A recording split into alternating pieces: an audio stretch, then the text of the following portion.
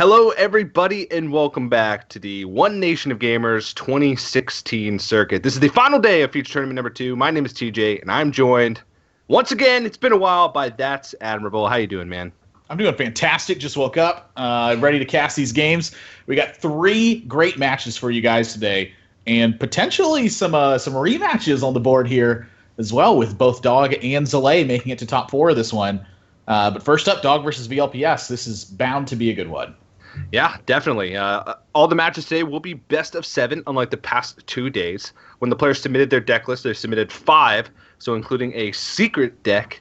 And now it'll be Conquest with 5 decks in one band instead of 4 decks in one band. So a little bit of an interesting twist going into the best of 7 day today. As Admirable sort of mentioned there, Dog versus VLPS is the first semifinal, and then Lead Paint versus Zalay is going to be the second semifinal. And we have $6,000 to give away. I believe some of it has already gone to Fifth Six, but $6,000 for this feature tournament, as well as all of the feature tournaments throughout the course of the year. So lots of great stuff today. And Dog versus VLPS first. Let's talk a little bit about that. VLPS is a player that's on the rise, and Dog's a player that sort of solidified his spot in the Hearthstone scene already. Yeah, I mean, if you talk about Dog's resume, I mean, this guy has been killing it for years at this point. Over $20,000 in cashes, helped lead NA to a victory over the Chinese team when he went over there back in late 2015. Celestial Invitational got 5th through 8th place in that one, $1,250. Since then, I-League Star Series, got $5K for that one. 2nd place at True Silver recently, $5K for that one as well. And you take a look at VLPS, I mean, his major finish was part of that NA team that helped beat China as well. I mean, they absolutely crushed them in that performance. Since then, he's also had a top 8 at America's Championship. And at the last ONOG feature event, also was a part of that one, too. So look out for this guy. I think 2016 is going to be a big year for him. Usually when you see him on ladder, he's got a single-digit number next to his name. This guy's just been crushing it lately. And his ambition and his passion's rising right up there as well. Yeah, VLPS is the 2nd highest rated player in North America for ladder finishes over the last 6 months. He's had a top 100 finish, and like you mentioned, single digits. I think 4 of those were in the top 10, which is an astonishing. Before we jump into the match, we want to make sure we take this opportunity to give a quick shout out to our sponsors. Geico is the title sponsor of the event, as well as Video Game Voters Network, and of course, Cyber Power PC. Throughout the day, make sure you guys are headed over to geico.onog.gg for more information about the tournament. The next Open is actually on April 30th, so in just 2 weeks. So if you want to sign up for that, have your chance to win some bucks, have your chance to play in these feature tournaments, head over there, sign up for the tournament, and in doing so, also enter in to win that Cyber Power PC that you can see on the screen there. So big shout out to those guys. Wouldn't be possible without them, and we get to see all of this great ONOG action throughout the entire year. We started, I think, a couple months ago, and we're not going to end until PAX Prime, the grand finals at PAX Prime in a few months. So it's going to be great. I think we're about to jump in. Let's start talking about their decks a little bit. Druid Band from Dog and Shaman Band from VLPS. Yeah, I'm actually kind of interested that VLPS has chosen not to bring Druid, just with how strong of a deck it's been recently. Yeah. I mean, this has kind of been the talk of the game since as long as Druid's been a deck. I mean, Force Nature Savage Roar, still one of the strongest combos that's out there. We haven't really found a great way to fend it off just yet. Usually it's decks that just going to match it well versus Druid anyway. But to see him ban Druid, see, that's the interesting thing to me. He says this deck is a little bit too powerful. I don't want to play against it. And has yet to bring it on his own. So kind of an insight into the way that VLPS is going to want to play these games. He strikes me as more of a fair player, likes to use some powerful stuff, but likes decisions to be the bulk of what's going to be deciding these games. Dog, he's kind of on the same one this one. The mirror match of Reno Jackson decks. Always very interesting to watch players play this one. And VLPS, he's got to be close to second to none in terms of experience. He has thousands of games logged with this deck. Yeah, and the deck from Dog, I believe, is actually just a Demon Handlock. It's got some interesting tech cards thrown in there. It was one of the best decks that he played over the course of Friday's games. I believe his group was played on Friday. So I thought there was an interesting choice. Another choice from Dog, his Paladin deck is actually mid-range Paladin, just straight up mid-range Paladin, and a greedy one at that. So he brought some crazy decks and ended up, I think, 3-1-ing and then 3-0-ing his way through his group. So he had an impressive performance. VLPS had a little bit of a tougher time getting through his group stage yesterday. Yeah, starting to see this come together. Demon Handlock is definitely the call on this one. I mean, you've been watching these matches all weekend.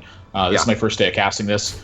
But these guys are playing so fast so far. It gives you a good idea of how much experience they have. They know that life tapping is super important in this one. They understand the tempo is going to basically drive the game and dictate who's ahead in this one. And Dog, finally with his turn 5 defender of Argus, it looks like he takes the board.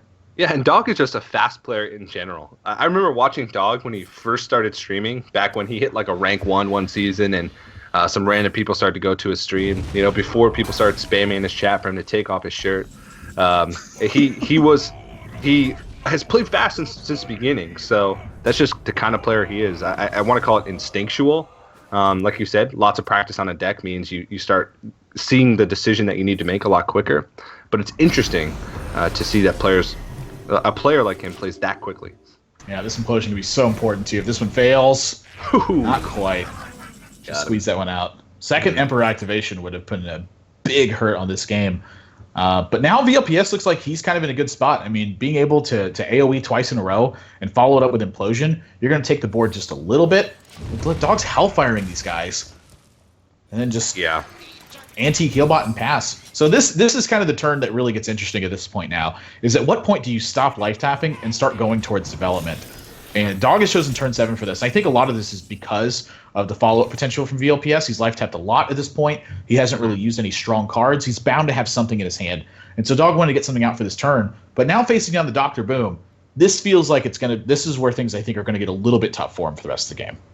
Yeah, it's interesting though. Dog actually has he was 2 damage off lethal that turn with double Dark Bomb plus Doom Guard, which is kind of funny. He was actually getting pretty close, but he's going to find a way around this. And this matchup's tough because I think the overall quality of the strong minions from the Demon Handlock is a lot better, but the Reunlock has more tools and but less AoE, so you don't have those swing turns with Shadow Flames. You have to really be greedy with your Shadow Flame, and I don't know if that's a good enough Shadow Flame to be able to push through. He does run combo though, which is a big deal. Yeah, I think that's why the Shadow Flame here is so important for VLPS, is just the fact that he's pushing enough damage for a Dog to worry about, but not enough to really make Molten Giant a big threat. I mean, this is I feel like this board position is going to really heavily favor VLPS at this point. He's already got Reno Jackson in hand. He's a little bit ahead on life taps. Like, Dog's forcing down a 5-mana Molten Giant here. This isn't really like an ideal situation for him. But VLPS's answer is pretty expensive. I mean, having to Siphon Soul this does set back your development on the following turn a lot. And that's something that Dog is really looking for, is to get back this board somehow and start taking advantage of the fact that he's the one in the lead. But it's just a couple more turns, though. I mean, that could really change everything. Like you said, this is like the combo deck. And Dog's kind of getting that life total where he doesn't necessarily need Faceless Manipulator to make Leroy Jenkins' Power Overwhelming such a big deal. And so to see how this is going to get handled by VLPS, this next draw, even choosing a Dark Bomb here on the Recombobulator, understands his life totals. He's so vulnerable at this point. Yeah, so much respect. He saw the he realizes what type of deck this is. I'm sure he saw VLPS's games in his group stage and knows exactly what kind of deck this is. VLPS does not try to keep his deck secret either. The decks that he plays on his stream and practices on his stream, those are the decks that he brings to tournaments. He practices Hybrid Hunter.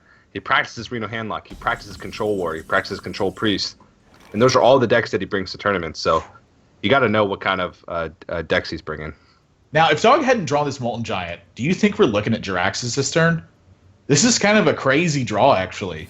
It's dangerous. He also needs a Taunt up as well, which he is... I don't know. He was bouncing over the... Yeah. You kind of got to be vulnerable for that one turn. Like, there's always that one turn as Handlock where you kind of got to take the risk and be vulnerable. And it's better to do it earlier rather than later. And he's not dead yet. That's an interesting draw from VLPS. I think that Dog's play here, like with the brand, he just saw that VLPS had trouble answering the last Molten Giant. Like, he Siphon Sold it instead of like big game huntering it. So his development got thrown so far behind. So I think that was really the turn for Dog to try to put a little bit extra pressure out there. With Brand being such a priority kill, basically, that was basically the one turn. For VLPS, it was like combo or Twisting Nether, or be behind. And now, so this is the turn that Dog gets to drop Jiraxis. Maybe the Void Caller changes things, but I doubt it. And at this point, it's just going to be a matter of swinging away. Yeah, I don't think you can afford to have the Jiraxis be popped out from Void Caller, just because you need that. Since you're sort of getting outvalued by the Reno Warlock, and Reno will bring them back up and make it so that you have to get through more health. You need the 6/6s every single turn in order to have a shot. But there's Reno Jackson played, and now it's like the game has been reset. Yeah, so quick Owl Mortal Coil from Dog, nice pickup on the Shadow Flame as well. Able to have that AoE threat, I think, really important for him this game. And it's looking like these may not get taunted this turn. And this is another big decision for Dog. Like, this is an extra 4 damage that VLPS has out right now. Does he need to taunt? And he feels like he does. I can't blame him for this. You know, I think ideally he'd like to taunt up the Void Caller and have the threat of the extra demon coming out of it back behind this. But yeah, I think given the situation, if he takes that risk, like, that's an opportunity for him to die. And at this point, if the game keeps staying an attrition battle, that is such good news for VLPS. Yeah. And Dog is going to be getting the Infernals every turn, but the thing is, you know, outside of one more heal bot, Dog's never going to be able to get outside that 15 range. So like you said, that War of Attrition, as long as VLPS can keep somewhat of a board presence and may force Dog to use his taunts, then eventually he'll be able to get through with the combo, which he hasn't even drawn full of yet. He still only has 10 damage from hand. And even if he does draw Faceless, he's still an Emperor away from being able to combo all the damage in a single turn. Yeah, which Shadow Flame is going to be? He's going to choose to Shadow Flame off this Void Caller here.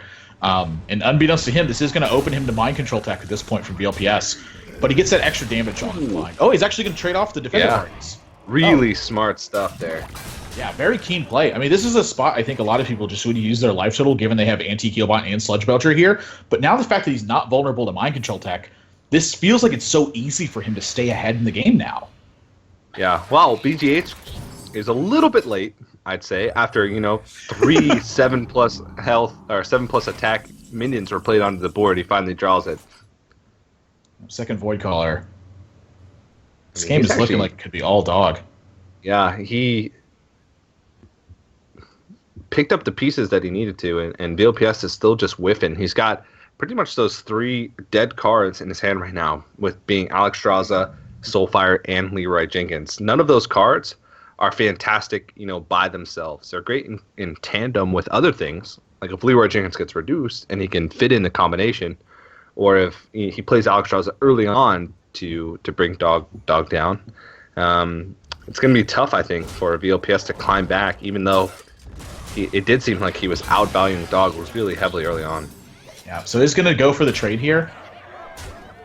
And once again, plays around Mind Control tech, doesn't even hero power. This is crazy play from Dog. I mean, you thought he was playing around Mind Control tech before the trade. The fact that he foregoes the Infernal this turn, like, that's insanity.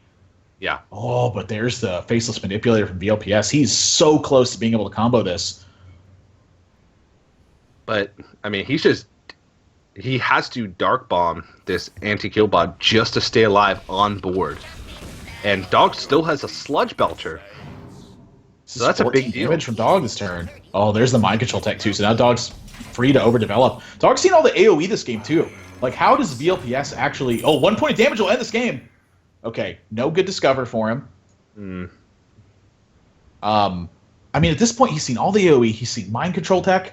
Has he seen Iron Beak Owl yet? I think it's the one he hasn't seen.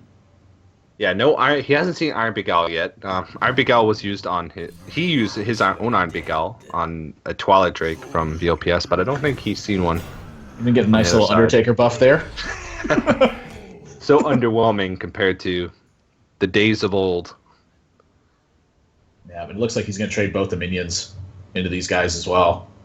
I don't think there's a reason not to. He's seen pretty much every substantial AoE. He's seen Shadowflame and Twisting Nether. And those are the two. He's seen Hellfire and Demon Wrath too. He's actually seen all 4? Oh, wow. Yeah. Okay. This game's been going on for a while. I haven't quite been able to see the Demon Wrath. Well, Ooze a little late, and Emperor Thorsan a bit late as well. I think that's been the story of the day here for VLPS so far. Yeah, I'm just going to try to dig for answers, but there's nothing left in there. And that's it. I mean, it doesn't find the combo pieces in time, and VLPS just crumbles under the Drax's pressure. Dog, very very safe there in the mid-late stages of the game. Like, playing around mind control tech the way he did, I mean, that took away one of the win conditions from VLPS, which was just mind control teching your opponent's strongest minion and then being able to keep the tempo afterwards. Very keen play from Dog in that one. Yeah, and I think the only risk he took in that game was the turn where he decided not to taunt up. That was the only risk he took, and he was at 16 health, and that was the turn before he was about to play Jiraxis. So that was pretty much the only window where he was able to take a risk. And so he made sure that he did it on that turn, so that he had a lot of room moving forward. Every other turn he played safe, even going as far as to Dark Bomb a 3-2 to make sure that he wasn't going to be in range of combo. That was expertly played by Dog, I feel. Yep. Second zombie